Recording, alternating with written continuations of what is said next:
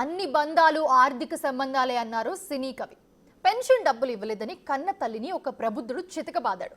దీంతో ఆమె కదల్లేక ఆచేతన స్థితిలో ఉండగా స్థానికంగా ఉన్న శ్మశానంలో వదిలేసారు తీసుకెళ్లి.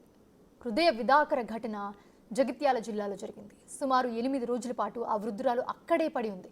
తిండి తిప్పలు లేకపోగా వణికించే చలితో నానా ఎక్కట్లు పడుతోంది.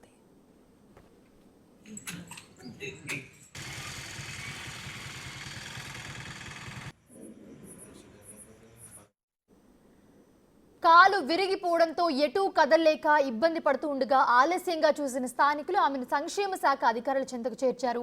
వివరాలు సేకరించగా ఆమె పేరు రాజవ్వ అని, ఆమెకు 4 కొడుకులున్నారని తెలుస్తోంది. అందులో ఒకరు తనకు పెన్షన్ డబ్బులు ఇవ్వలేదని కొట్టారని బాధితురాలు చెప్తోంది.